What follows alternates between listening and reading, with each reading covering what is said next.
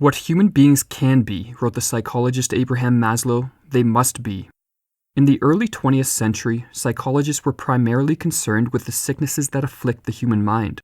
Abraham Maslow, aware of this one-sided approach, saw it as grossly inadequate. If the goal of psychology is not just to rid us of illnesses, but also to help us flourish, then an understanding of what constitutes optimal psychological health is crucial. It is as if Freud supplied us the sick half of psychology, wrote Maslow, and now we must fill it out with the healthy half. Maslow's research led him to the conclusion that what demarcates the psychologically flourishing from the sick and mediocre is the ability to self-actualize. In this video, we'll explore what it means to self-actualize and examine why most people struggle at this all-important task. According to Maslow, humans are driven to satisfy what he called a hierarchy of needs. Self-actualization occupies the pinnacle of this hierarchy, and therefore we cannot begin to self-actualize until we have satisfied our more basic needs.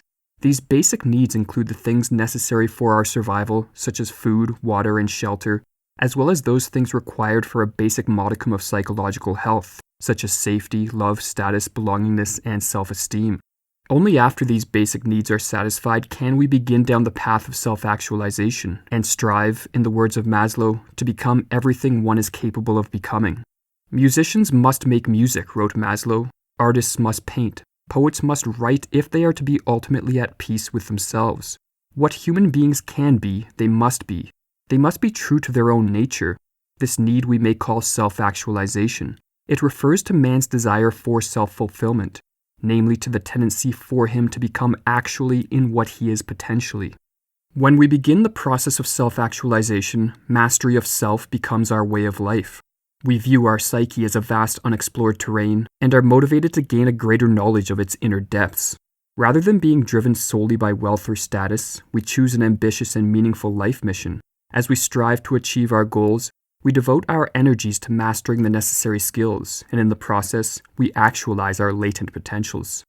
As our life becomes increasingly structured around the need to self-actualize, Maslow discovered that we become more susceptible to peak experiences.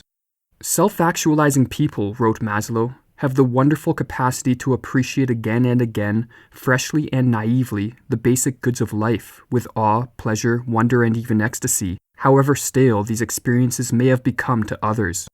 Peak experiences have a deep therapeutic effect and can permanently transform our self-image and view of the world.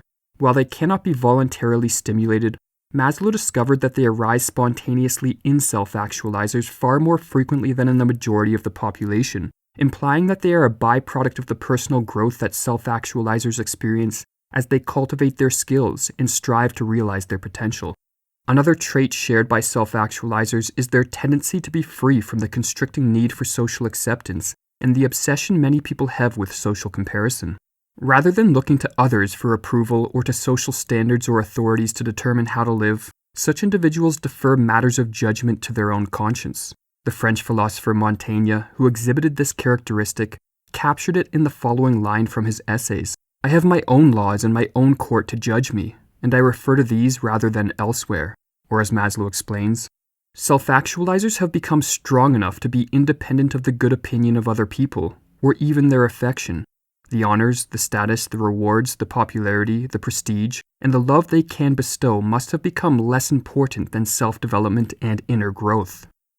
With this basic understanding of self-actualization, we are left with an important question.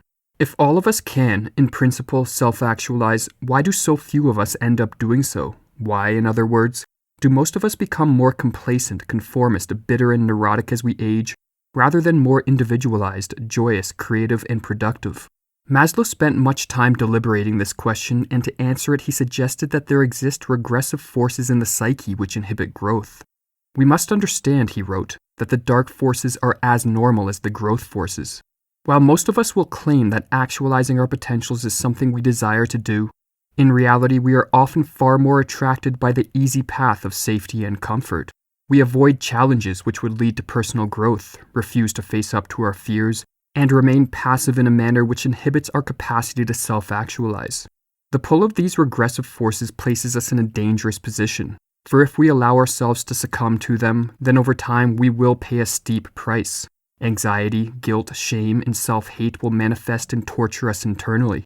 But the presence of these symptoms does not necessarily mean that all is lost. Rather, as Maslow suggests, if we can learn to view these symptoms not as a sign that we are ill and in need of medication, but rather as a cry from the growth forces within, warning us that a change in our life is needed, we will have taken the first step toward becoming a self-actualizer, and thus one of those rare individuals who succeed in being human.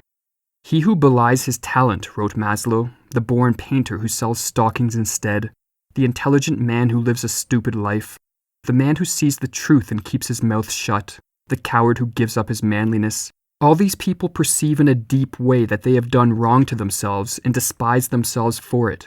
Out of this self-punishment may come only neurosis, but there may equally come renewed courage, righteous indignation, increased self-respect, because of thereafter doing the right thing. In a word, growth and improvement can come through pain and conflict.